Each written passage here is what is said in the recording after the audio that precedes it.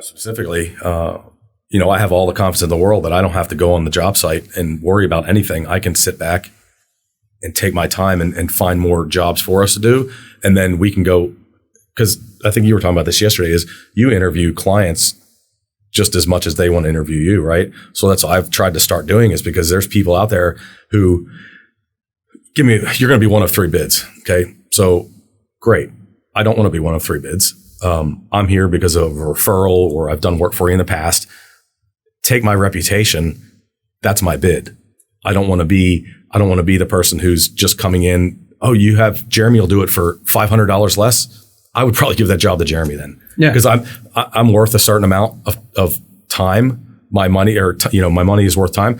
So I don't want to be the lowest bid guy. And if that's what you're looking for, probably not going to be a good fit. I did that for too many years and lost too many tens of thousands of dollars trying to be that guy, and it never came to be anything. So I learned years ago, sometimes you just have to say no. Welcome to Winning Strategies Playbook, the podcast where we welcome business leaders, CEOs, and industry experts to discuss the rise to the top, building wealth, and real estate insights.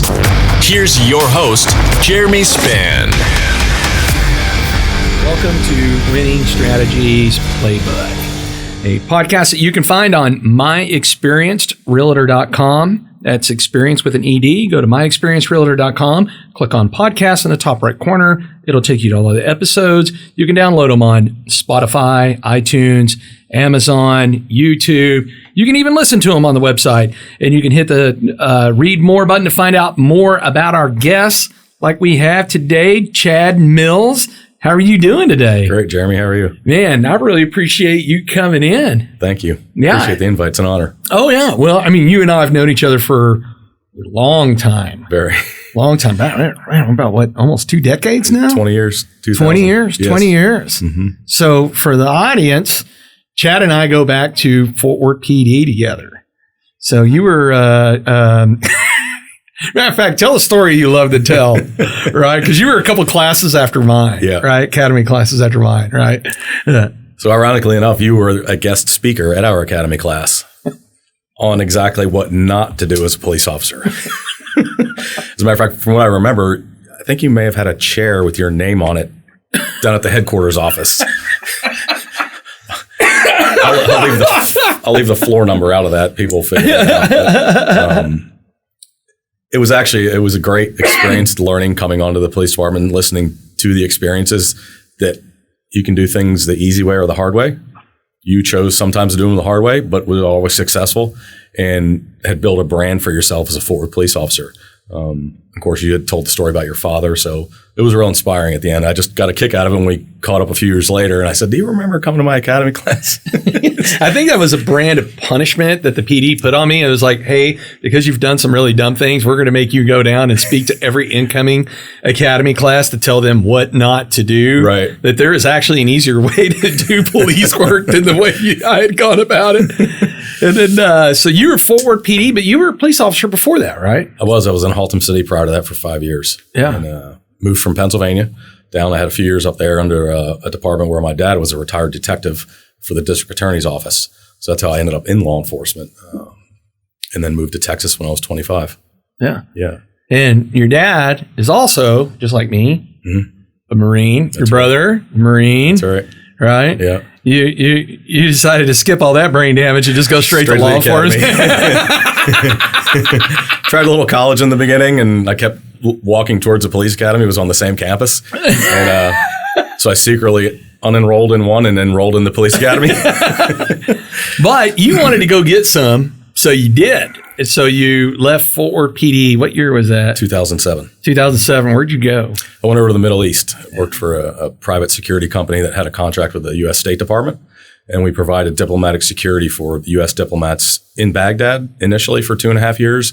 Then I moved over to Afghanistan. That was actually a mobile training team mission. We were on there training the local border patrol on how to combat border issues like we have here in the United States. Yeah. Did that for another 1.5 years. And then during that transition, I knew at some point there needed to be an end game to that.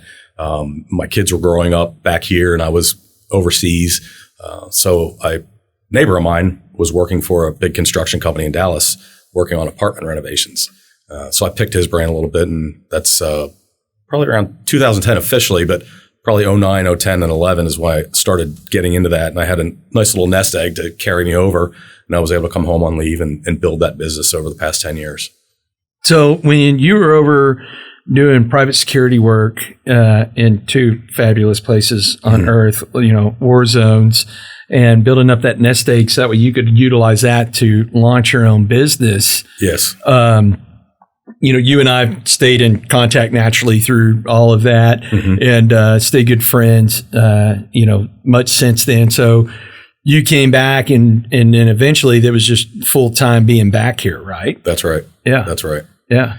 And so the first few years, never having been a business owner and learning through, trials and tribulations, my business was very slow right before Hurricane Sandy happened up in New Jersey.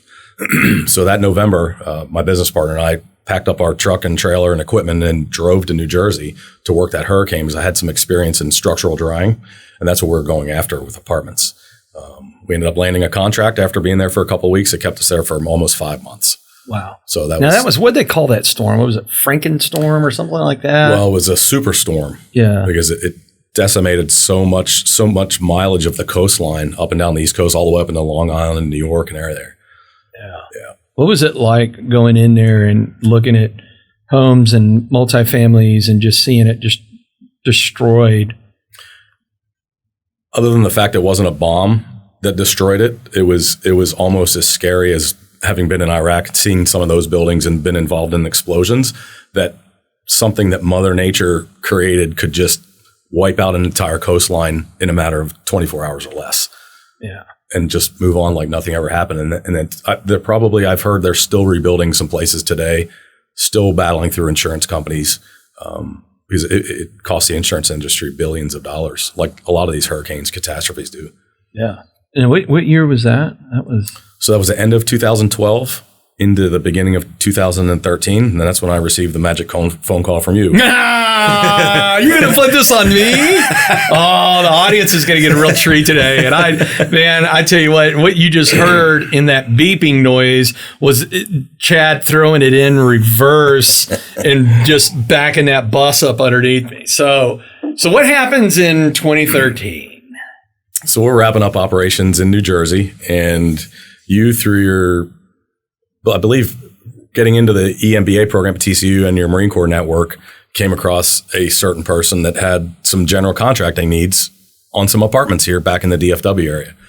So the advice was, pack your stuff up. You can come back here and make a lot of money. I said, well, I've just made a lot of money.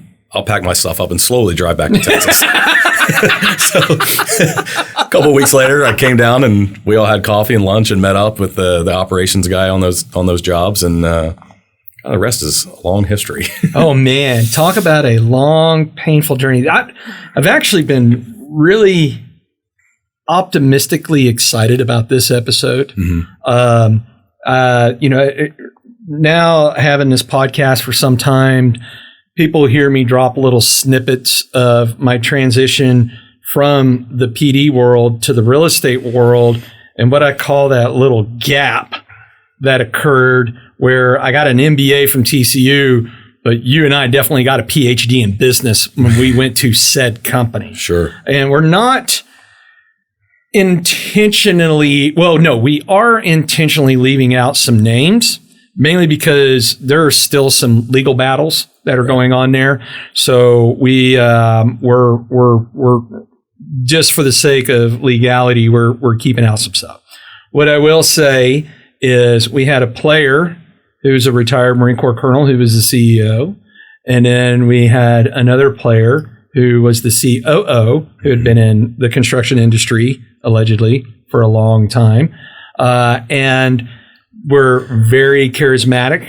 And I met the CEO through an alumni event at TCU and was just fascinated by this guy, right?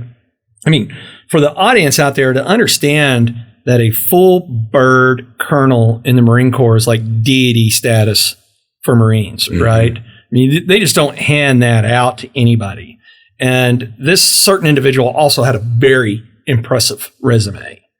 for their time in the Marine Corps and was a very charismatic speaker. Highly intelligent guy. I don't take anything away from either one of these folks, even though that he ended up doing some very bad things.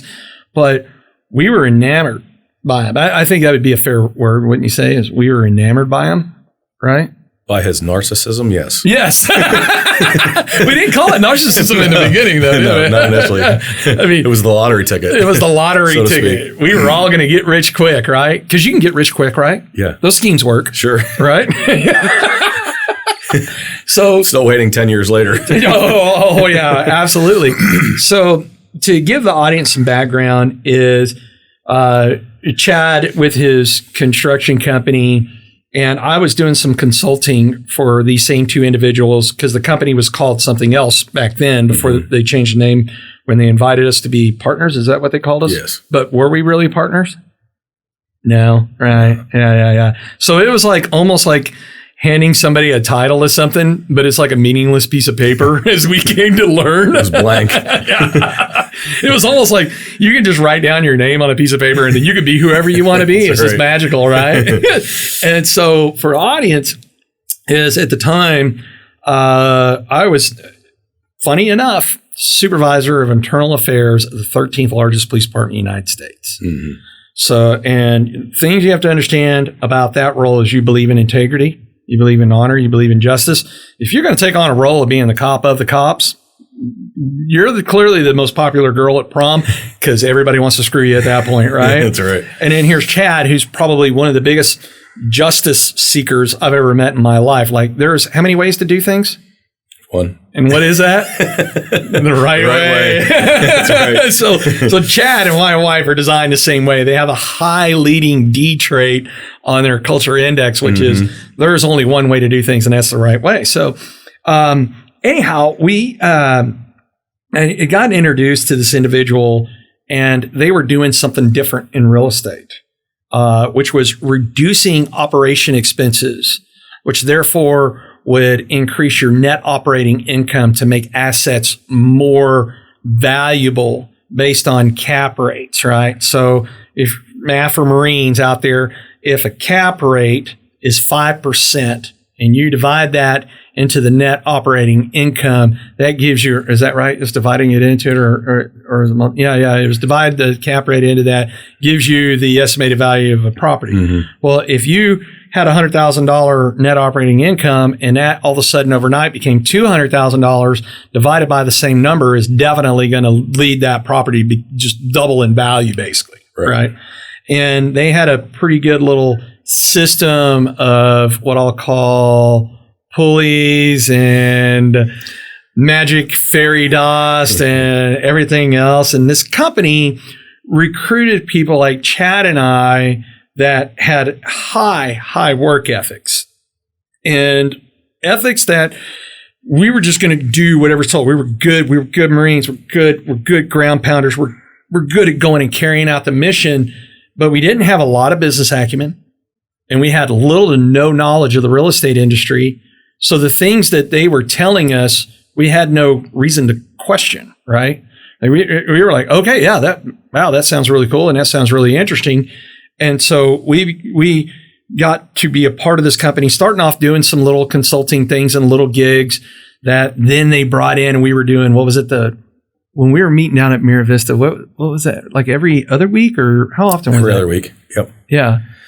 And let's talk about that part of it.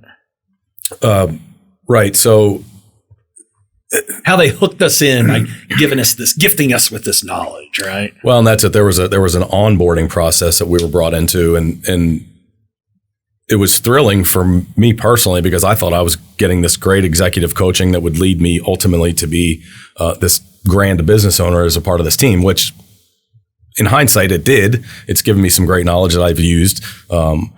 However, it was all smoke and mirrors because at the end of the day, it was nothing more than a way to bring investors and money in onto the table, but then not do the right thing with it. All the meanwhile, we are none the wiser, you and myself and a few of the other partners, because we were unsuspecting. And I think you put it the best analogy you used was you and I specifically come with our backgrounds, we let our guard down. Because when you see someone that has that highly decorated of a title as a United States Marine, who would think to question that integrity, right? Yeah. You never would in a million years. However, had we still had our uniforms on, we probably would have thought differently, and maybe caught this in the beginning and not later, right? Yeah. So yeah, it was pretty slick, to say the least, the way that we were groomed, if you will, into it very slowly, unsuspecting, and just we were drinking the Kool-Aid, and they would give us marching orders, and we would go out and execute the marching orders and come back with the result. And that's exactly what they wanted. I mean, I don't know how many millions of dollars of millions. Yeah. Millions of dollars. And personal relationships that we jeopardized for the sake of the greater good. So we thought. Yeah. Couldn't have turned out to be farthest from the truth. Yeah. No. And it was the best, worst lesson we ever learned. Mm-hmm. And you and I talk about it often. And of course, that all ended 4.5, almost 5 years ago, right? Yes. Yeah. So when you and I came onto this, and you actually put it really the best way, is they did slowly grooming, right? Much like predatorial behavior, right? That's right. And if there's anybody that should have been like shields up when you see grooming predatorial behavior, man, for them to get us, they were that good. That's right. Right. Mm-hmm. As a matter of fact, I remember when I was dealing, and man, and just so the audience knows, is I've spent thousands beyond thousands of dollars on lawyers to be able to speak on my behalf through all of these things. Because if there was anything we learned as a police officer, hey, yeah, you get someone that's educated and has experience in doing this for you, or you may say something that's wasn't intended the way it comes out, but gets misconstrued, right? And so my lawyer was talking to one of the other lawyers for one of the other people that was involved in this thing that lost a lot of money, and what was ultimately articulated is my lawyer going, look, my guy didn't know anything. Mm-hmm. I mean, he went from being a Marine to a cop to jumping into the business world and did not know what he did not know. And their lawyer actually agreed and said, look, the person he was representing, which I believe was a billionaire, right? Mm-hmm. Said, if my person who's made millions beyond millions of dollars in this industry got duped by these guys, your guy didn't even have a chance. Right. Like, I mean, on his best day would not even have a chance. Now, it doesn't take away that I still have no issues being accountable and being responsible for anything I may or may not have known that was going on, because where you and I really dropped the ball is we allowed, like you said, we allowed our guard to be dropped because we believed in some folks that ultimately, as they did it, as he used to call it, the little Scooby snacks, right? And I get mad at myself even when I use that term and other little things, because it just reminds me of him. But using these Scooby snacks, they didn't just come in right away and be like, boom, this is going to be great. It was just these little layers. And like you were saying, is gifting us with this knowledge and this experience to get us to a point where I left the police department in a pension, early retirement, right? To go do this, right? Sure. Right. I mean, I left it all. Mm-hmm. I put it all on the line. Like, man, these guys are going to do great things. And the fact that they're letting me and Chad be a part of this is going to be so awesome. So when the music stopped playing and you and I were left without a chair, it was a lot more than being left without a chair, wasn't it? Sure. Yeah. Of course. Yeah. Like even to the point of, I was looking at this actually this morning. You know how in my office at the house, right? Like everything has a meaning, right? Whether it's a photo, whether it's a trinket, whether it's a book and everything else. And I had 2 pins. And when they approached me, and one was in 2011, one was in 2014, one was in 2015 is what it was. Maybe it was 15. I have to go back and look at it because I'd saved a little sticky because they were like, hey, as a partner in this company, here's what you're going to do. You're going to come with us because we just made another acquisition And now you have ranked up high enough that you get to be one of the signatures on this property. I remember that. Yeah. And I was like, what? They're asking me. And they were like, oh, yeah, we need your personal financial statement. We need all this stuff. So for the audience, what they were doing is they were taking us individually and using our net worths, our personal financial statements, our credits, and everything else to have us show up, sign these documents thinking that everybody else was signing them, but guess what? They weren't. To include those two. Right? They weren't signing anything. Right. No. Man, this is what everybody's doing in the company for all the different properties. And you're like, man, and it felt like an honor that I even took a little sticky note and I wrote down the date and the name of the property, and I saved that pin and my goal, because we were going to have, like a gajillion doors, and we were going to have all these properties that my goal was, my little trophy case was going to be all these pins that I used to sign for these properties. That the 2 pins that I had when the music stopped playing, not only did I not have any money, not only had I lost all my money, you had lost all your money, investors lost all their money, we all got screwed, but oh yeah, hey, knock, knock, knock, you're on the hook for these 2 properties for over $4 million. Mm-hmm. So not only did I not have anything, lost it all, looking at my wife, which by the way, that's a real comfortable conversation. Mm-hmm. Hey honey, lost everything, sorry. And oh yeah, by the way, we're on the hook for $4 million. Was just this, oh shit. Like, how did I not see this coming? How did I miss this? And then it got real, right? And the funny part was when everything got real was after you and I had left the company. Right. So they had this, it started off as it was you, me, and 2 others that agreed to come on and be these quote unquote partners. And then it was adding more partners and more. And we were like, doesn't it seem like it dilutes this thing? Right. But what it was is we had signed these documents that we were partners in theory, but not partners in equity. Right. Which actually for you and I was probably the best thing that could have ever happened to us, because, or else we would have been very complicit in things without ever knowing it. Exactly. Right. So then, it was January 2016. No. I'll never forget this. There was an incident where one of the said partners we found out was having a relationship with another one of said partners that I'm pretty sure almost all of us said, please don't bring her on to be a property, because she was a cancer. Mm-hmm. And not just because she was a habitual smoker, but she was just a mean, nasty human being. She was a horrible human being that none of us liked. And we said, you're all the culture, because that's where they really got us. We bought into this culture. We're going to go in and we're going to change communities that Chad and I had patrolled, communities that we had tried to make a difference, putting our lives on the line to try to make a difference. And now we're going to go buy assets and turn them around and make them healthy, safe, multi-family living places for these folks. And then all of a sudden she gets inserted in, and we were like, hey, the culture you're building, if you let her become a partner, is going to destroy everything that you've promised us. And I'll never forget, the old man is what I'll call him, right? The CEO said, well, I'll just go around and talk to all the partners and we'll just see majority wins. Well, it's kind of funny. He came back and said majority wins. And then you and I went and talked to everybody, and everybody was like, nah, man, we said no. That's right. Matter of fact, it was the old man, his little buddy, that were the only ones, I think, that said, okay. Well, I think there was 2 other little people that were involved in there, as we'll call the puppets. Yeah. You know what I'm talking about. Mm-hmm. Jake and the Fat Man is what we'll call them. You know what I'm talking about, right? And so anyhow, we were like, well, I thought this was going to be a majority thing. Well, and then once she's in the picture, the culture of the company, even the fictitious thing that we would come to learn about the company that existed, right? Because they were just taking money and putting it in their pockets. They weren't distributing it to us, because I wasn't getting paid. Were you getting paid? No. Nope. I wasn't getting paid. You weren't getting paid. Were the investors getting paid?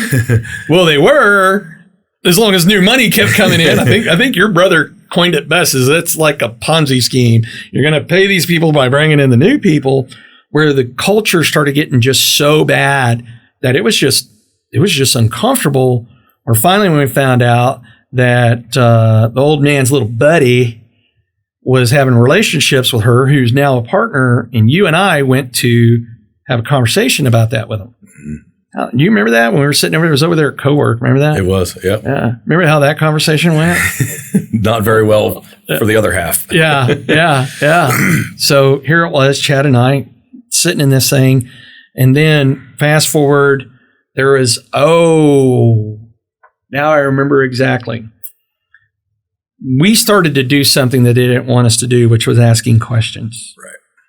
And then the old man's little buddy called you and didn't even know that I was sitting in the truck and you were on speakerphone. Do you remember that call? I do. Let's talk about that call.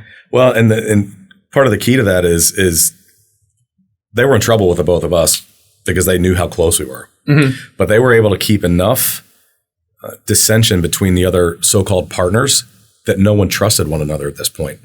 Yeah. They made partner A not trust partner B because they would tell them something secret on the side, where all along you and I were getting the same story because they knew we were going to talk afterwards anyway.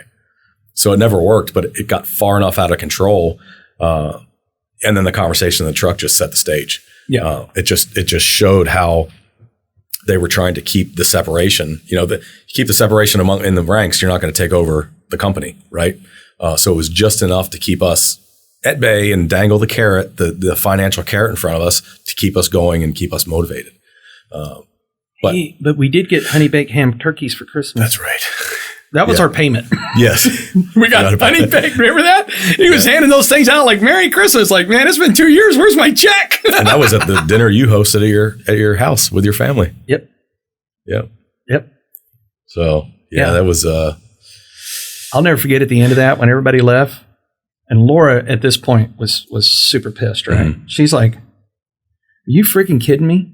You've given them 2 years, and you keep getting promised this paycheck that's coming." But a partner gets paid when everybody else gets paid. Right. Performance-based, remember? Performance-based. Yeah. And then all of a sudden it's like, oh, wow, so our payment was a honey-baked ham turkey. She was livid. Like, which probably came from the food bank. Right. I mean, yeah.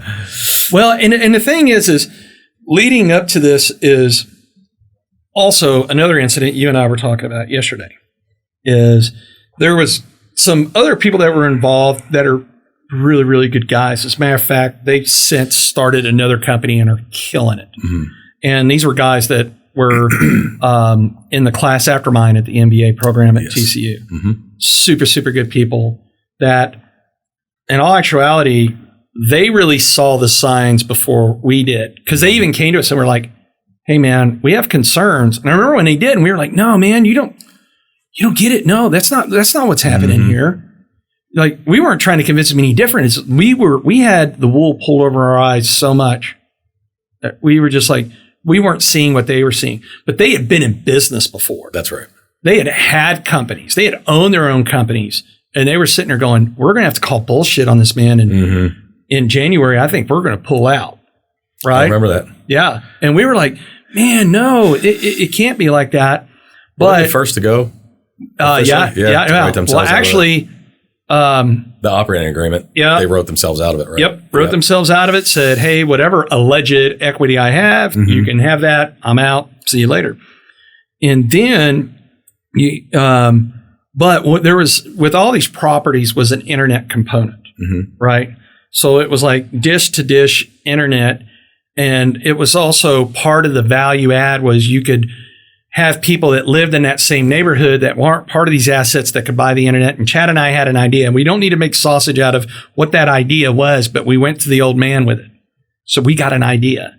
And we went to him because, one, we thought it was a good idea, but more importantly is after 2 years, we haven't been paid. And we were like, this is a chance for us to make some money with this great idea. And so we're at Frost Bank over off Heelan. We, get into that little private room with the old man, you and me, and we were like, hey, here's the idea. And, here's what we'd like to do. Why don't you tell the rest of the story, what happened in that room? Well, I think the correct terminology would be being dressed down by the old man. Very inappropriately. Because we did go to them in good faith with this idea on how to generate income for not only ourselves, but the rest of the partners who were working for essentially sweat equity. And colorful words, I'll just say, that were used directly toward you, you didn't even process them immediately until it was after. And we walked out and looked at each other and said, did that really just happen? And we were walking to my truck. It was the end of the meeting. We were walking to my truck, and then all of a sudden I looked, and you were nowhere to be found. You had done an about face, and you were going back to the bank. I was like, oh no. Not today, Jeremy.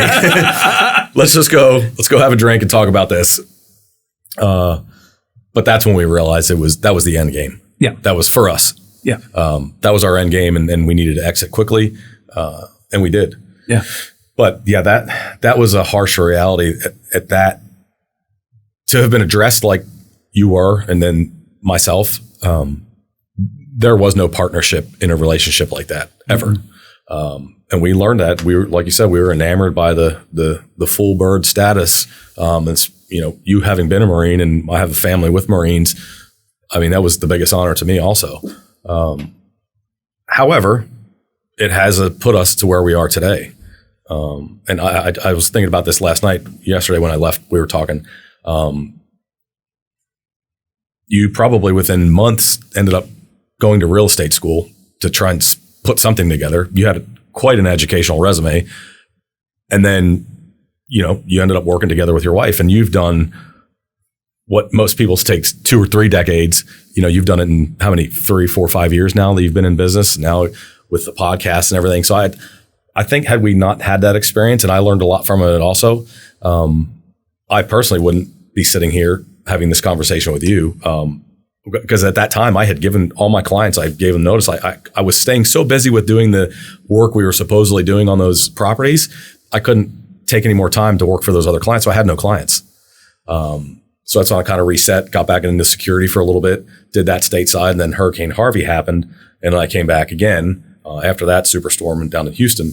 And that's where I am today. But I think it's good. It's not fun to talk about it, but it's good to remember and always keep in the back of our minds that we'll never let anything like that happen again. Yeah.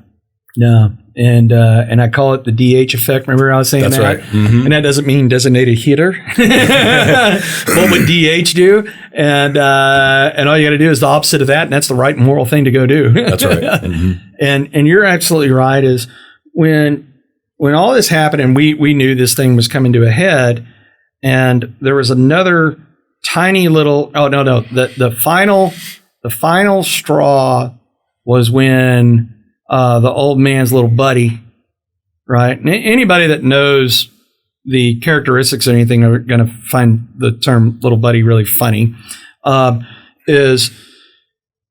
calls you, and we're sitting in your truck. Let's talk about that phone call. Mm-hmm. I think I blocked that out of my memory. Oh, yeah. Well, this is the one where he called and was like, what the hell is Spann doing? Why is he trying to stir shit up? And blah, blah, blah, blah. And he's trying to end this company and blah, blah. Why is he asking so many questions? Mm-hmm. He's trying to torpedo this thing. Mm-hmm. Right? Well, because you were a lot more vocal at that time than I was. Yeah. And so that goes back to what we were talking about before, is whether they thought they were going to get me saying something on the sly. You're sitting in the truck with me. Whether you were sitting there or not, the conversation would have gotten reported back to you anyway and say, this is what just happened. We need to put a quick stop to this. But that's just how slick they tried to be, to pit me, our best friendships, against one another in the same company.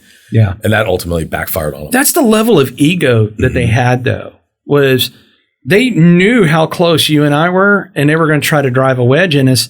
And I'll never forget you and I sitting in the truck. I said, you know what?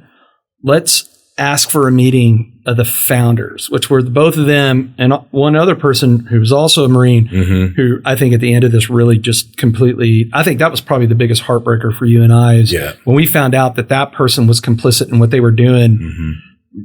because that was the one person we thought we had the last trust left in. Right. Like, we can trust so-and-so here. And we said, you know what, let's ask for a meeting of the founders. Mm-hmm. And I said, you watch. The first thing you're going to do is they're going to try to drive a wedge in us and say, we'll meet with you individually. And we're going to demand that we can meet with all of them together. That's right. And did we ever get that meeting? Never.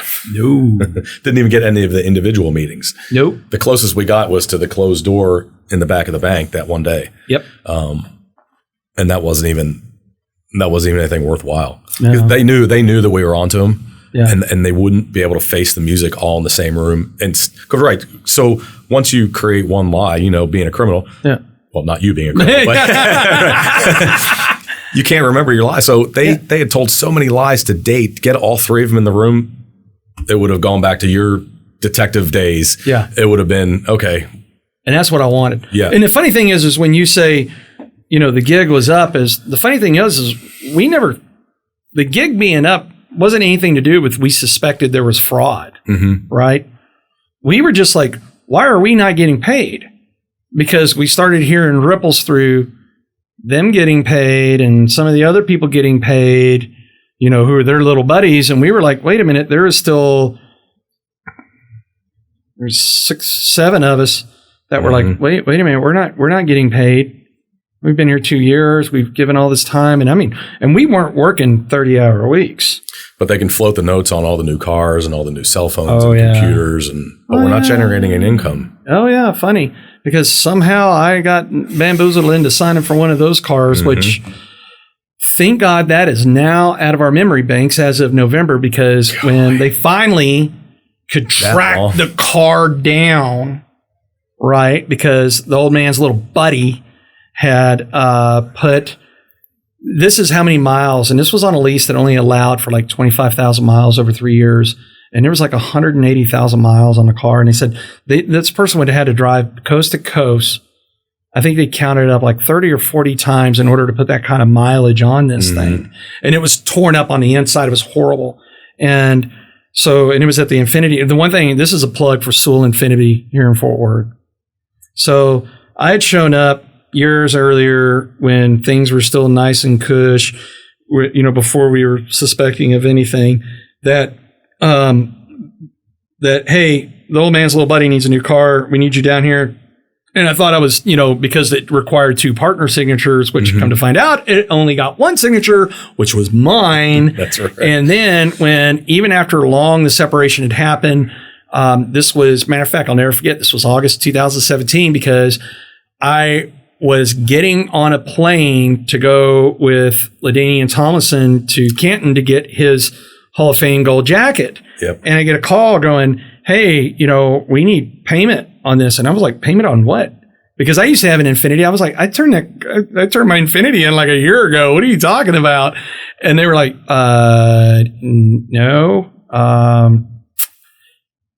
we have this other Infinity. And it took me a while, because now later than a year after we had left was, because you and I left, it was like April of 2016.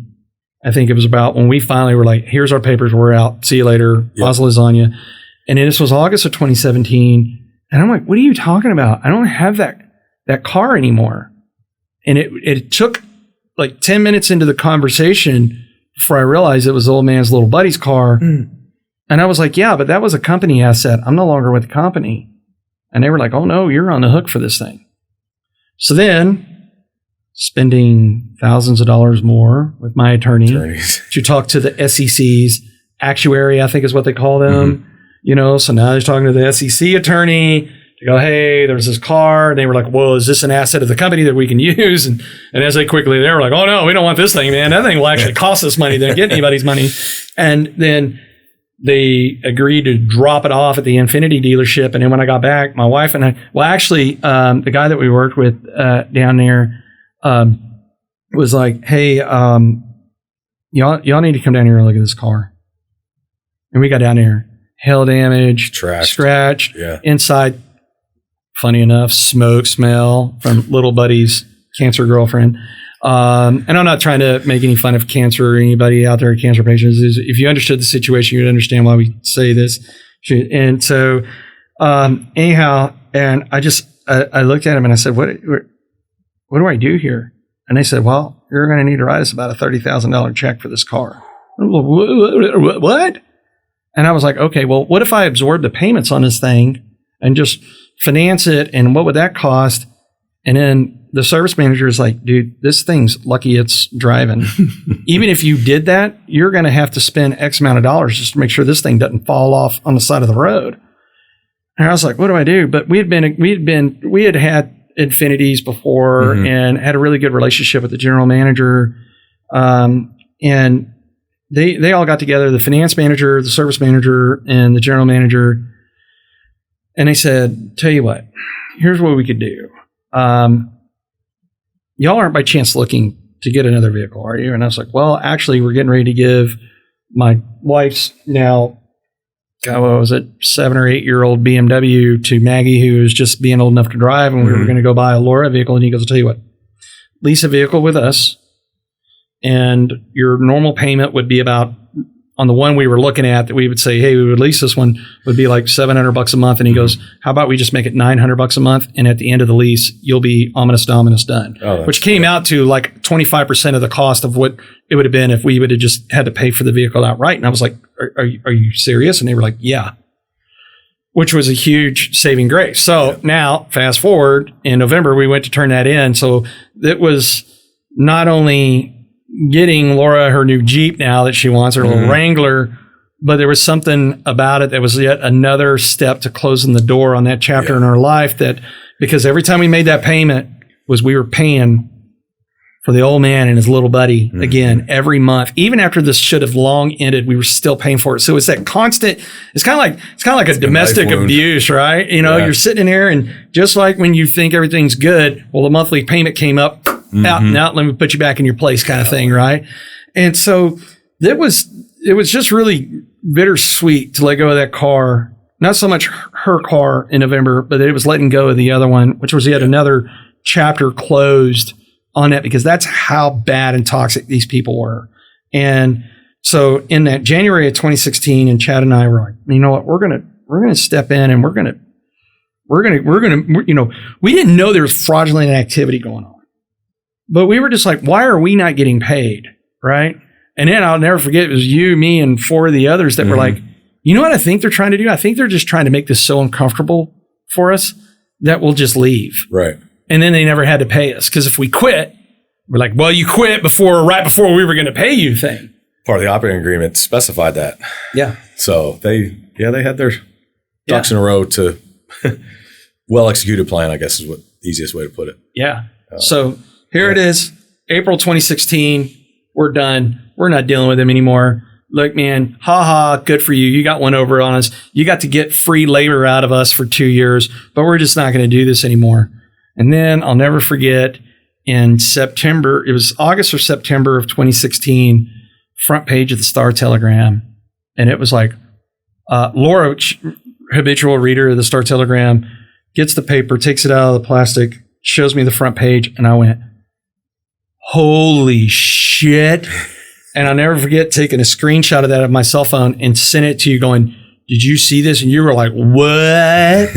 And then that's when it came full circle of like, whoa. And then that's when the cookie really started to crumble, right? And then all the dirt started coming out. Yeah. You know, which again, drug us back into it, dealing with lawyers, dealing with everything, you know, where, like, you know, it's not a defense to prosecution under the penal code of committing many crimes, whether you were ignorant to the offense, right? And that's probably about where you and I would be accountable, is that we were so ignorant through so many things that we just didn't know. We didn't ask the right questions. Even if we would have asked questions, I don't know that you and I had the business acumen to ask the appropriate questions. And I look back on that because when you and I started asking the right questions in December, in January, all of a sudden, abracadabra, we were gone. Right? Well, we would always get the answer we wanted, which wasn't always the right answer. Yeah. So even the questions in the beginning, before all that started going down, you would ask the question and you'd feel satisfied that you got an answer that was truthful. And it was the farthest from the truth. And once we started unraveling that, and we put our detective hats back on and started unraveling that, that's when it came to light. And then we were at arm's reach and not invited to the secret society meetings anymore. The secret society meetings. The Ring Knockers Club and Quack Quack Wolf Wolf. Remember? And you know, it's funny, I heard those sayings so many times that I still use them sometimes. And I think it's subconsciously in my head, right? And you're like, I hate when I say something like that because the old man used to make that saying and now it's embedded in my brain. But all right, so that's the bad part, right? That's the woe is me. Poor us. So we had to make a decision. Mm-hmm. All right. Life isn't going to come hand us a basket full of fruit at this point. It's time to march on and go become who we are. Yep. Right. And the audience knows a lot about what I do, but let's talk about what was your journey from that point? Because look, they already know your brain damage of being in the PD to private security to this experience of that particular company. Let's talk about, okay, music stopped playing, you're left out of the chair. You decided to go start your own dance and have a lot more chairs. Yeah. So what did you go do, and what is the journey leading to where you are now and what you're doing now? So I had to get back to, and I think part of this was some of the guidance that we came up with collectively. Go back to the grassroots of how did I start my business originally? Go back, start developing some clients, start generating revenue so I can continue to pay the bills, and keep stepping on the stones to get up the rung. So every experience I had with these projects, renovating these multifamily properties outside of that company, I ended up getting into more of insurance reconstruction work. And so I saw that as another diverse part of my business, to where this past year in 2020, it's really helped me realize I can't always count on the fact that somebody's going to paint the walls, change the carpets, fix the concrete. Because guess what? In 2020, 3 of my biggest clients told me in April, May, we're not spending any more money this year. So what that meant for me is all the pipeline of contracts I had were null and void right instantly. And even to date, haven't told me when they're going to start spending money in 2021. So I was able to work specifically with the COVID this year on some properties out in West Texas. And I've developed this client is nationwide. I've developed a great rapport with them, doing rehabs and renovations for them, and then also become one of their prime insurance contractors for these reconstruction projects. So I realized real quick, okay, well, no more paint and carpets. What else are you going to do, Chad? You have a family to feed. You have employees to keep working, and they have a livelihood. So I just heavily marketed myself with my existing clients, but then let them know, hey, this is another thing that I do. It doesn't happen all the time. Your apartments may or may not catch on fire, flood, things, and things turn themselves around slowly. And that's how I'm redirecting my business this year, is to focus, I won't say equally, but more so on the insurance side, because inevitably, unfortunately, something catastrophic is going to happen throughout all of these apartment properties. Fire, flood, hail damage. It's North Texas, right? Yeah. So, having that as another part of my business helped me realize, okay, really need to grow that part and get it up to and above and beyond these capital improvement jobs, because they may not happen. We may have another year of COVID and these folks don't spend any more money. The reason being is other people are out of work. They're not paying their rents. The eviction moratorium's over. So now they're evicting folks. Well, they have nowhere else to go, right? So when you don't have rent, you can't pay your bills, you can't pay the investors, you stop on anything. The paint's not so bad. We'll get another lease out of the carpets. We'll just patch the concrete. Anybody who solely relies on rehabs and renovations in the apartment industry, unless there's other stuff going on, is almost out of business overnight, so to speak. And I had just enough niche clients that, I seek a certain class of apartments, so that I can deal directly more with the ownership versus management companies.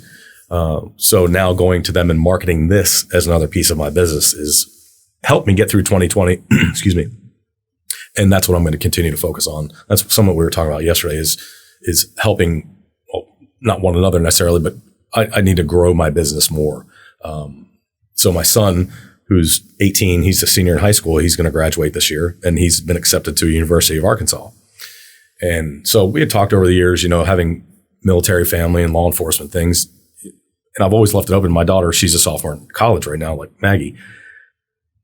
But him more so, did you ever consider the military or going into law enforcement? And he said, I'm not opposed to it, but I want to get my college degree. I said, great. What do you want to do when you get your college degree? What are you going to do with it? Do you maybe then want to go in military law enforcement or go work somewhere? He said, actually, Dad, I really want to work with you at your business and maybe eventually take over your business. I said, great, because I'll be 50 next year, which is this year, and I have to have a retirement plan in place. So that was an exciting piece of news to me, and my son's really motivated to do that. So what that does for me, that motivates me more to wake up earlier every day and generate more business so that when he does graduate college, whether he goes on to grad school or not, which I would encourage, he can come out and run a successful business and make it more successful and maybe carry on that lineage that way. So that to me right there, this happened this past fall, that really motivated me to grow my business even more. And now I'm building something that could be turned over to my son or my daughter if she changes her course, but she's really on the medical field. So that was really something for me that was pretty cool because I never really saw an end game to what am I going to do with my business? How and when am I going to retire? Who am I going to sell it, turn it over, just shut it down? So now I kind of see another end game as I have someone to pass this lineage on to. That was really neat for me. So let's dive more into that. Mm-hmm. So you and I are pretty stable characters, right? We're not highly emotional guys. Mm-hmm.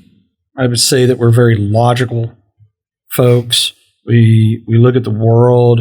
I mean, you can't see the things that you and I saw, whether it be me in the Marines, you doing security contracting, both of us being police officers, kind of having a jaded, distrustful look at the entire planet as it is, or maybe looking at it going, wow, this thing's a bigger cesspool than I really thought it was. But, you just try to do what you can by cleaning it up one turd at a time, right? Is you and I go through this experience at unnamed said company. You can't go through that without it leaving you with some insecurities, some baggage, call it PTSD, whatever you want to label it, right? Is because it was a part of our life. And while, yes, we've utilized the experience that we got while we were there and what we went through, I mean, I wouldn't change it, right? I wouldn't. It was the best, most painful experience I've got because it allowed you and I to be successful in what we're doing today. But it doesn't go without not thinking about it every once in a while to go, man, it was just a gap in my life that just, even though we got great things out of it, it's still there. It hangs, right? It's like that dirty little thing that just taps at the back of your ear and annoys you every once in a while. So now here it is, fast forward 4.5 years later, and you've done something so right that your integrity is so strong and you've done so well that your own son says, I want to be like you, Dad. Emotionally, there's got to be some feelings that go through hearing that. Just besides the retirement plan and my kid's going to help me out and blah, blah, blah, blah. Sure. Right? So let's talk about that a little bit. Yeah, and that's the way I grew up in a law enforcement family. My dad, 31 years on the job, retired as a detective. And I'll never forget this when he started the child sex crimes unit in the DA's office in Pennsylvania. And he had a partner, and they would go interview these perps, right? So they go to this guy's house one day, and I said, hey, Dad, let me tag along. And I had been out of the academy, sworn police officer. And I said, Dad, where's your gun? He said, you don't bring guns to these kind of interviews. I said, okay, well, I'll have mine. He said, yeah, you just go around the back. The guy's probably going to jump out the back door. All right. Sure enough, the guy's sitting at the table with a pistol under it. So I slowly opened the window in the back, and my dad and his partner are sitting there talking to the guy, and he had no idea. And I knew the guy's name. I called the guy's name. I said, you need to drop that gun right now. And my dad's like, what is he doing? Why is he pointing the gun at this guy? We're trying to interview him. Yeah. I said, drop the. So long and short of it is he drops the gun. My dad sees the gun on the floor, and there was cuffs times at that, right? Game over. Yeah. But I told my dad, the way that I grew up seeing him, I wanted to be just like him. I wanted to be a policeman. He was my superhero, detective, Marine, all these things. So for that to come full circle to me doing what I'm doing now, and my son wasn't old enough, nor was my daughter, to really see me in the law enforcement, so they really can't relate to it firsthand. They hear all the cool stories and car chase and all this stuff, especially when we get together. But it's not. I don't think it's as relatable to see what I'm doing right now. And so, like you said, to me, that's a full circle story from me following in my father's footsteps to my son wanting to follow in mine. That gives me a great sense of pride. So it just continues to motivate me to keep doing the right thing for his sake and my family's sake.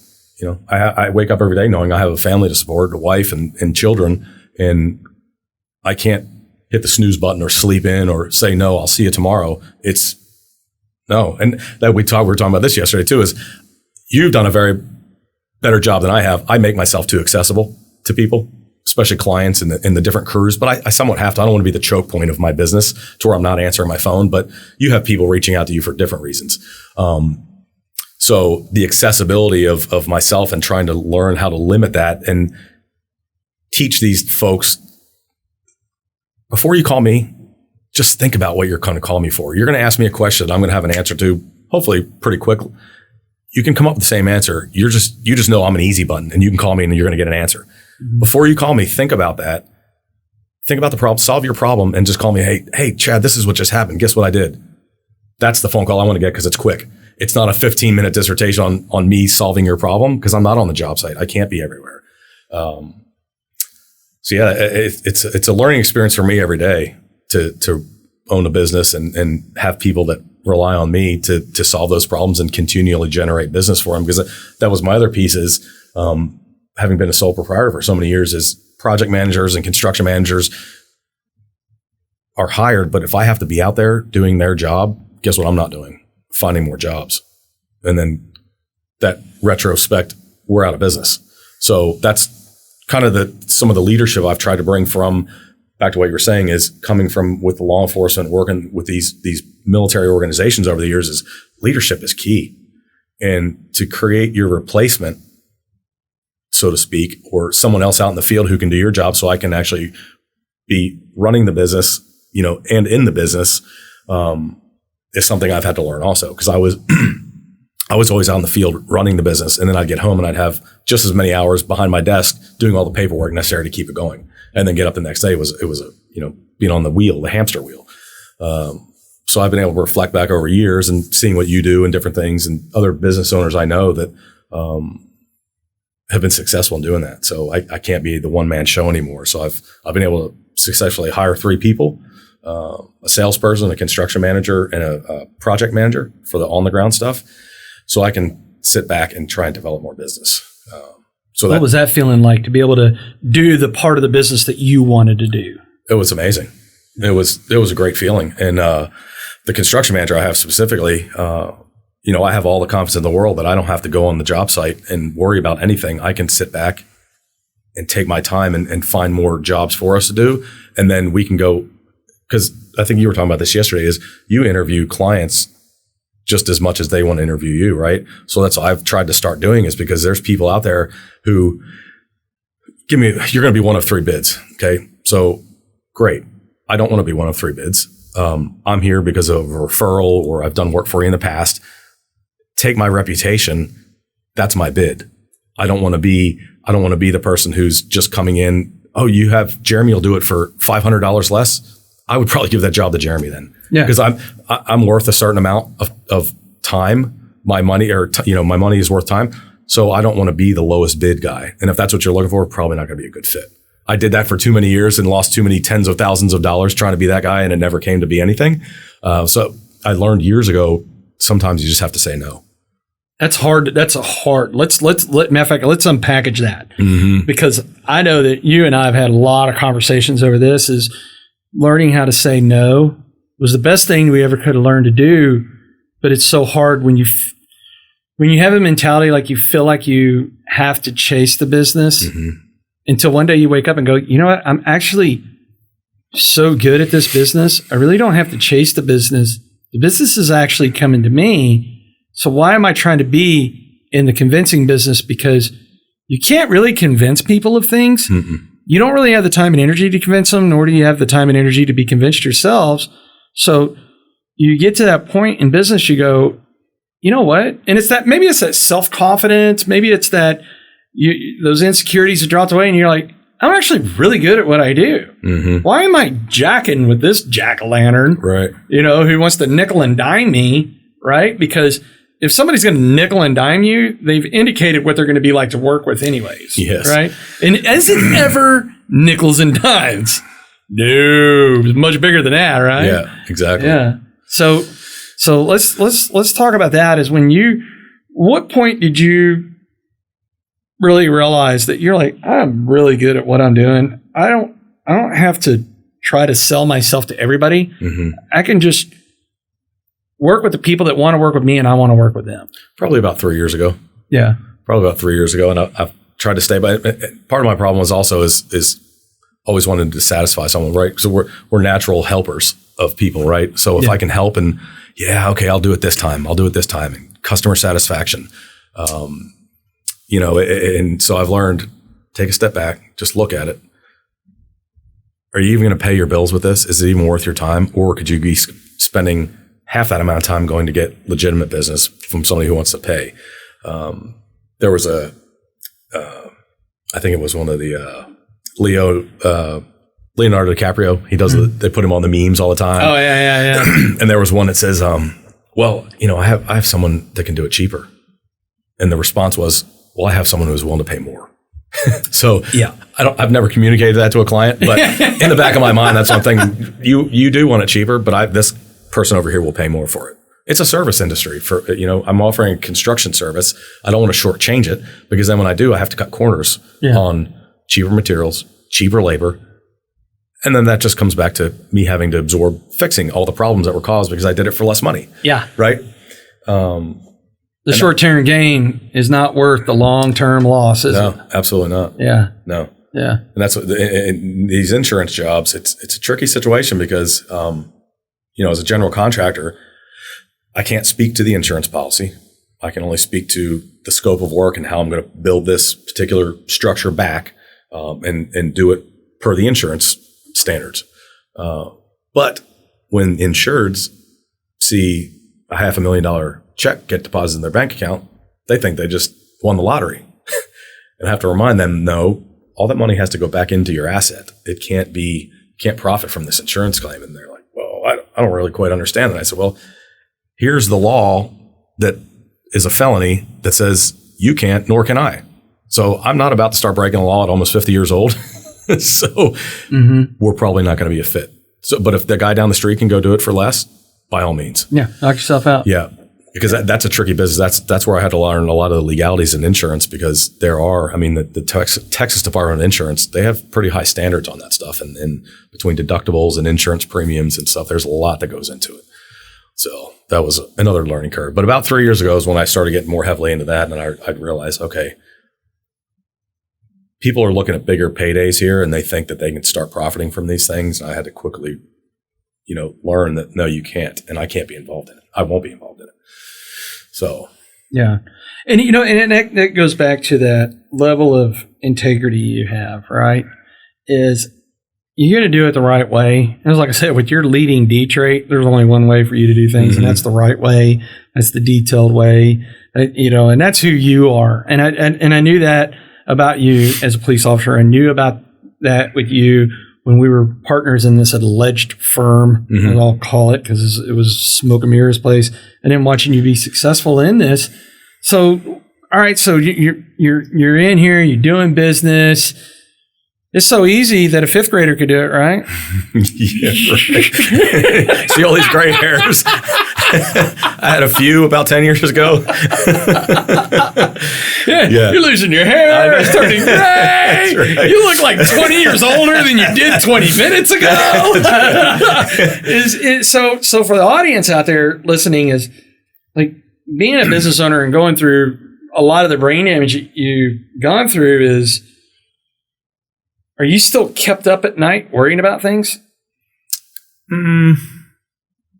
Not any of that kind. I'm talking about just owning your own business. Like, are there still things that just like keep you up at night going, oh man, I gotta worry about this. I gotta worry about that. Sometimes in the beginning of just basically client management to make sure I've got everything set for the next day. But I can go to sleep peacefully now knowing that I'm going to get up the next day and not really, I won't say I can do the job in my sleep because I learn stuff all the time, but I have it down to where now I can explain it to somebody over the phone and they can figure it out. Yeah. That's why I don't go to these job sites anymore, because I was spending so many of my, funny, I live in the Fort Worth area and most of my jobs are in Dallas and Collin County. So do the mileage on that. Yeah. I'm doing 3,600 miles a month on my truck. Well, what am I not doing? Sending invoices and creating estimates and doing everything I should be doing in my business. So when I finally put the stop to that, that's when it gave me the peace of mind. Okay, I don't have to worry about how am I going to fit in 12 hours of work in 8 hours, because I know, oh, guess what? I got to take the kids to practice and dance lessons and all this other stuff, and still be a dad. So yeah, to your point, yes, I can not worry about a lot of things. I worry about the business because I'm always trying to generate business in my mind, but it's not a worry anymore. It used to be very worrisome. So what would you say was a major key for you in able to make that transition to not feel like you had to go be on every job site and stuff like that? Trusting my crews and the construction and project managers that I had, trusting that they're going to report. And when I started getting the reports back that I wanted, like I went to that job site yesterday and there was 15 different things that were wrong that should have been done. But I let everybody know that this is not acceptable. You want the inspection, it's not going to happen. It's not an inspectable property right now. So get it to the standard we talked about 2 weeks ago. I know the holidays happen and all that blur, but this is not acceptable. So until you're really ready for an inspection, don't call me until you're ready for an inspection.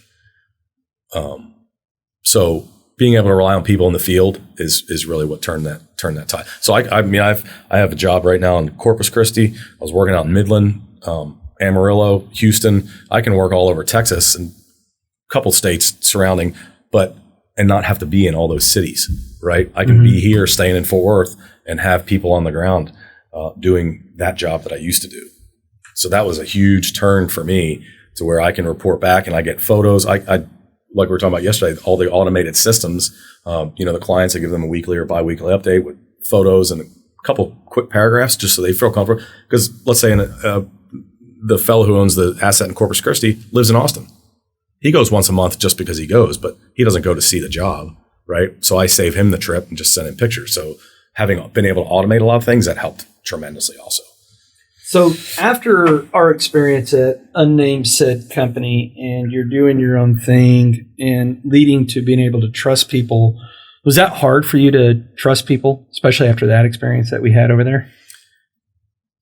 Yes, because I had to make sure that corners weren't getting cut, and that it's specific. I'll go back to these insurance jobs. You have to put the buildings back per the scope of work that they agreed upon with the insurance company. And if you don't, because we've done this for 10 years. No, they're paying you to do it this way. You have to do it. So I had to instill that. It's different than just slapping some paint on the walls and changing out the carpets. It has to be done to a certain standard. And guess what? It's inspected. So if it doesn't pass inspection, then I know something happened. So it did. But now my main crews, they're based out of Houston. They know the level of work that I expect, and they work towards that. So would you say that over the last several years, based on your reputation and integrity, that is a contributor to getting more business coming in? I believe so. Yeah. I believe, and that used to be my business elevator pitch in the beginning, if you will, and people did or didn't really care about it, but I let them know that my level of honesty and integrity far surpassed anything I would do. I would rather lose money on a job than do something the wrong way on the job. And if I didn't bid the job correctly, that's my fault. I'll take the hit. I'm not going to, because I was, in the beginning, it was well known, these clients, these big management companies and owners don't want change orders. If you can't go figure out the problem and put a price to it, we don't need to be doing business. So I learned, I screwed up some jobs and didn't figure out the right way to do it. And I took the burden of the cost on myself because it was my responsibility to do it. So yes, it's more actions speak louder than words. So I'll get these jobs and the trust is earned and not given to me. And when I've been able to successfully get the green tag and hand the keys back over and they're happy, my level of success is, or the way I judge it, is two things. Would you hire me again? Yes or no. With yes, would you be willing to write a recommendation for me so I can use that in my portfolio for future references on similar type jobs? And if I get yeses to both of those questions, I feel that job was more than successful. And now I've just developed a lifelong client. So if you had to go back and change anything in our experience at Unnamed Said Company, would you have changed anything there? Would you have done anything different when we were over there? Well, from start to beginning, I think the whole process now looking back in hindsight was a learning curve for us. So I think if we took a piece of that out, we may not have learned as much as we know now on how to do what we're doing successfully. Yeah. So can't really say that I would have. The people that lost money, specifically my brother, if I could take those experiences away from that, the financial burden that it put people in, I certainly would. But, off the cuff, no, I can't say that I would change anything like that. Yeah, I think I'm right there with you. Mm-hmm. The volume of experience that we got out of that's allowed us to become successful in what we're doing today is incredible. But if I could change anything about it, was that we got that experience without unknowingly knowing, or whatever the phrase would be, that it was going to cost people that we knew, that we cared about, that we said, yes, you should invest in this company because we believe in it. I mean, and man, like there were very, very close friends of mine that had invested hundreds of thousands of dollars. One particular that invested over $500,000 of their own money. And, I remember I was so embarrassed to go to any events. I knew he was going to be there. It's not because I wasn't willing to face the music. I think I've always been someone that's willing to be accountable for anything, but it was just that I didn't know what to say. Right. I didn't know what to say. Man, is it okay if we still be friends, even though you lost $500,000? Mm-hmm. I'll never forget, we were actually at his house. We were doing a little fantasy football league pick thing, and we'd had a couple of beers, and I just said, man, I haven't avoided you because I had shame or anything else. I didn't know what to say. Mm-hmm. I didn't know and he looked at me and he said, Spann, there's nothing that you could say. He's like, look, I knew when I wrote the check that there's risk involved in writing a check. Mm-hmm. And he goes, and it did sound too good to be true, but I was willing to risk $500,000 to find out. And he goes, so it was me that wrote the check, not you. So I don't hold you accountable for that. And he said, and one thing I know is if you would have suspected anything was fraudulent, you would have been the first to sound the alarm. Mm-hmm. He goes, because you believed in it. No one carried that flag more than you did. And he goes, but something else I knew about you, you've always been a guy that carries a flag. Mm-hmm. Whether it was the United States flag in the Marine Corps, whether it was the city of Fort Worth flag when you're working for the city, and whether it was for this particular company. And he goes, man, I just knew that about you. And he goes, and that's why I was willing to take the risk. Right. It's not because of what you did or did not know. It's that if you believed in it this much, then I was willing to take that risk. And he goes, yeah, I lost my money. He goes, but it's just money. Mm-hmm. He goes, I made a lot of it, and I've lost a lot of it, and I'll make a lot of it again. And I'll probably lose a lot of it again. And he said, but I don't fault you for that. Man, God, Lee, just it's hard to even say that without even almost feeling like some emotion in me that of course comes to the surface, because I was like, and it wasn't that I felt like him saying that was letting me off the hook or anything. It was just to go, man, yeah, you're right. It's kind of a sigh of relief. Yeah, it was a sigh of relief that I guess I really didn't have anything that I needed to say or justify to anybody, because people knew that if I'd have known, yeah, I'd have sounded the alarm without even thinking about it. Like, you're not going to be the police of the police and in charge of internal affairs and then let other things go. Well, and remember, we also talked about many times is they weren't investing in you or me, or I'm sorry, they weren't investing in the company. They were investing in your reputation, my reputation. Yeah. I mean, I don't know if you remember, my medic from Iraq was one of the first investors. That's right. That's right. That's right. So, he was the very first one that wrote the check. He was. That's we flew him here. Big to do. Yeah. That's right. Oh, yeah. That is right. I still talk to him every once in a while. Yeah. Mm-hmm. I talk to him about once or twice a year. Yeah. Yeah. But that rep, and we were so into it, you and I, is you had the money knowledge, so to speak, in the numbers game, and could put it on paper, and then you would turn the meeting over to me and say, hey, talk to Chad about the construction. Yeah. He's going to do the construction on this. So kind of the good cop, bad cop. Yeah. And what we thought was being a good thing is, hey, we're a great team, man. We're going to go sell this. You talk about the money, I'll talk about the construction, and how much you want to write a check for. Yeah. And that was literally like, how much are you in for? Right. But it's funny. I was telling you yesterday is just how many people were hurt by this company that we didn't even know. And it's a small world. So last week, I'm up at my house in Colorado, Pagosa Springs, and a friend of mine has a place on the other side of Wolf Creek in South Fork. And they were up there with their family, so agreed to meet in Pagosa and go eat the best. This is a plug. If you're ever in Pagosa Springs, Colorado, you need to go to Aqua Soul. My boy out there, Gavin, is a Purple Heart recipient.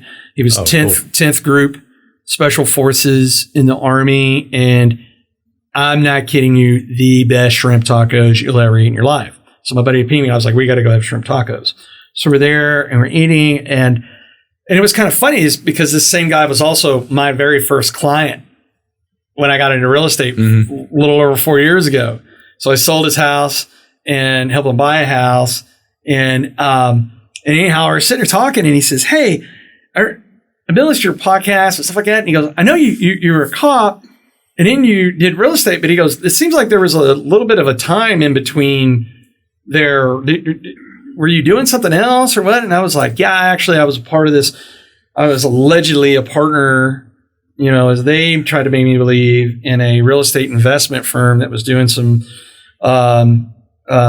pretty unique things to lower OPEX and increase NOI to make assets more valuable and to double your money overnight." And I was like, and it turned out. Wait, there's more. Oh, yeah, but wait, there's more. But it turns out it was a bunch of bullshit. And he goes, "Oh, man." He goes, me and my brother and a few other friends wrote a couple checks for $100,000 and lost all our money in a situation similar to that. And I was like, "Man, that sucks." And he goes, "Hey, that name," and he was saying this in a joking manner. He goes, "Man, hey, the CEO and COO were by chance blah, blah, blah, blah, blah, blah, old man and his little buddy." And I went, "Actually, yeah, that was the company." And he was like, "What?" Here's a friend of mine I've known for over 4 years, and he's a client, and we talk, and we're just good buddies. And even then, in that moment, I was like, "You invested in that?" I was like, "You were an investor in that?" And he goes, "Yeah, man, we lost it." And I was like, and I said, it's a bittersweet moment. And he said, "What do you mean by that?" I said, because you hear me say this, right? Everything is a blessing is a curse. Everything is a curse is a blessing. I said, the curse is you lost your money. And I am horrified to hear that. And I said, but the blessing in this is, wow, I really did not know what was going on in this company. Mm-hmm. And he said, "What do you mean?" And I said, "Look at it. You and I have known each other for years, and I had no idea." I said, "I thought I knew who all the investors were." And he goes, "Yeah." And he goes, "Oh, there's a bunch of names on that list you probably don't even know about." And he goes, "They brought us in, and the little buddy," he said, "was really good at putting on a good show, brought out the good booze and all this." And I was like, "What do you mean good booze? They never gave us any of the good booze." Like, what? Like, what? And I mean, he was describing the song and dance that went on. And I was like, wow. So curse, feels so bad my friend lost his money, but the blessing of it going, you know what? It was just reassurance to that, like, that's how much they hid from us. Right. Right. Not that we were trying to not know, because we wanted to know everybody involved, right? We wanted to be a part of it. And there were so many people that were in there that, unfortunately, the curse of it is they got hurt too. Mm-hmm. But it was like, wow, because I do have that question that I ask myself, even to this day, was, is there a red flag? Is there something that I could have seen that would have been like, man, that was the red flag and I missed it, mm-hmm. right? Because you're always looking for the smoking gun of like, because I want to blame myself for it, right? I want to, and I'm not making it sound like a pity party or anything else, but I go, man, is there just something I could have seen? But that's how good of con artists these two guys were. Yeah. Is that here it is 4 years later, a friend of mine, and I was like, I had no idea. And he was like, "Oh, do you know so-and-so, so-and-so, and so-and-so?" I was like, I'd never even heard these names. Mm-hmm. He was like, "Oh, yeah, they wrote big checks too." And it was like, wow. So there was a part of me that it becomes that reassuring of like, I didn't know enough to identify any flags. You and I talk about that all the time. We just didn't have the acumen. We didn't have the know better in it. Right. And then it's like, yeah, we really did get duped. And it was just like, so it's more that reassurance of as time heals all wounds of going, I guess there really isn't a major red flag out there that we could have seen, because I really want to find that red flag to be able to go, that's it. Mm-hmm. That's what I missed. That's what I should have saw. How in the flying flip of a flip could I have missed that? But that's how good they were, right? I mean, if there's anything that I got to give those two guys credit for, they were incredible at what they did. Mm-hmm. And you and I talked about it yesterday. Is the funny part is had they used their powers for good and not evil, where would that company be today? Right. It would have affected the lives of thousands and financially benefited many a people.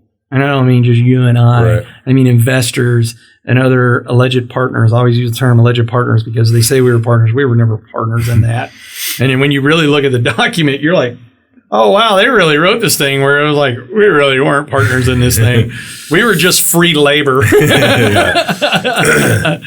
So, yeah. And it's, it's just interesting because I do think about it and I go, but it is that motivation of going, I have a saying in my business, trust is the currency of business, not money. Mm-hmm. And I believe in that statement so much that anytime I think about changing the mission statement, I think about those two idiots. Right. And I go, no, that's why our mission statement is trust is a currency of business, not money. And if I ever have any doubt about it, all I got to do is think of these two bozos. Is that trademarked, by the way? No, you can take it, man. No. Matter of fact, I'm thinking about making business cards and handing it out. I'll just put your name on one side, my name on the other side. And people go, why do you have that? And be like, instead of us telling you the story, why don't you just download this podcast and listen to it? How much time do you have? 90 minutes on a podcast. So coming full circle, back around, let's say you had to go back to 20-year-old self, right? And there's a million things, and I end every podcast with this. Right? I know there's a million things we would tell ourselves, and I think the reality of it is 20-year-old self would have listened to any of the things we would have said. But if there was that one thing you could grab 20-year-old self by the ears and say, if anything, do or don't do this. If it's just this one thing, your life will be instrumentally better or less worse if you do or don't do this thing. What would you tell 20-year-old self? That's hard. I've often thought about that question because when you come to those crossroads in your career paths, man, what if I would have gone left instead of to the right? I would have gone to the fire department instead of the police academy, right? Or if I want to work for this company overseas versus this company, or it's hard because you change the destiny and the course of where your life would have gone had you changed anything. I'm perfectly happy where I am right now. I've learned the hard way, not coming with a business background. So yeah, that's a good question. I don't have a great answer for it, but I've also often thought about it. I can't say I would really change too much about it because what I've always taken the various lines of public service now into business and treated them as stepping stones. And what I learned has carried me through. And at the end of the day, I can go to sleep knowing that I have integrity and honesty. That's really what matters to me. And I learned that, again, back to my father, looking up to him and, of course, my mother. But going into the line of work that he did, I've taken that even to this day. I'm not gonna sacrifice that just to go make a few extra dollars. It's not worth it. Man, that's, it's really funny is I asked that question. I've had 20 episodes that were in the pipeline that have either been out or getting ready to drop. And I'm recording this series this week, which will start dropping in February. And one of the things I always talk with my producer, Aaron, is even after this amount of episodes, I haven't had anybody give the same answer twice, which is really candid. And one thing I can say is you're the first one to definitely come here and say, I wouldn't tell 20-year-old self anything because life experience is life experience. So You're the first one on that one, man. As usual, you're first at everything. Well, brother, all right, so people want to learn about Chad Mills. What's the name of your company so the audience knows? 375 Restorations. 375 Restorations. How do they find you? How do they find information on you? Where do they go? What do they do? So I'm not on the Facebook, Instagram, Snapchats. I'm on LinkedIn for business, and I have a company website which has my business contact information on there, 375restorations.com. And that's it. Man, I really appreciate you coming, man. Thank you. You and I have a long history together. Yeah.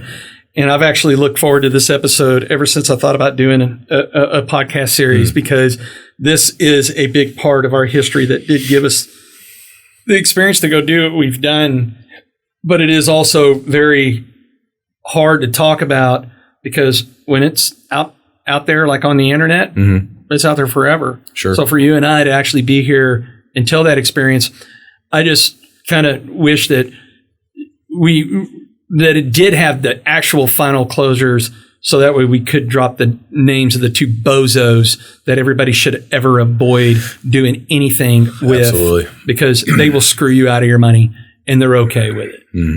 But what came out of two people that are willing to screw people, or two people like yourself and I that are willing to do great things for people. Certainly. So, it's the yin and yang, right? You got to have evil that also shows how good people can be too. So thanks for coming, brother. I appreciate it, man. Okay. Yeah, man.